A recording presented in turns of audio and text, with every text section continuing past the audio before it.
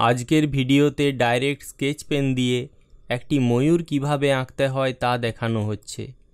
প্রথমে ময়ূরের মাথা দিয়ে লাইনটা শুরু করে একটানা লম্বা ঘাড় হয়ে পিঠ পর্যন্ত করে নিতে হবে।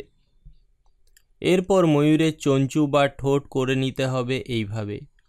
তারপর ঘাড়ের সাথে সমান্তরাল একটা কার্ভ লাইন, ব্যাস গলা হয়ে গেল। এরপর উপর থেকে পিঠ করে নিয়ে নিচের লাইনের সাথে লাইনটা যুক্ত করে দিতে হবে। তাহলে ময়ূরের বডি হয়ে গেল। এবার ময়ূরের পাগুলো এইভাবে করে নিয়ে তারপর শেষে পেখম করে দিতে হবে।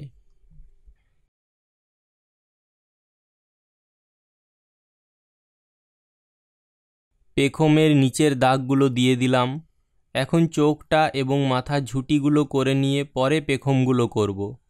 আসলে লাইন ড্রয়িং করার নিয়ম হচ্ছে প্রথমে যে অংশটা আমাদের সব থেকে কাছে আছে সেটা করা, তার পিছনে যেটা আছে সেটা তারপর করা, তারও পিছনের অংশ তারও পরে করা। লাইন ড্রয়িংয়ের এই সামান্য নিয়মটুকু মনে রেখে ড্রয়িং করলে ডাইরেক্ট স্কেচ পেন দিয়ে খুব সহজেই যে কেউ ছবি ড্রয়িং করতে পারবে, কোনোরূপ ভুল হবে না। আমি তাই এখন পিছনের পেখমগুলো করছি। পেখমের মধ্যেও যে পালকগুলো উপরে রয়েছে সেগুলো আগে করছি, কারণ সেগুলো অন্যান্য পালকগুলোর থেকে সামনে আছে। যে পালকগুলো পিছনে বা নিচে আছে সেগুলো তাই পরে ড্রয়িং করছি। ময়ূর তাহলে হয়ে গেল। এই দেখো ময়ূরটি এবার ডাকছে।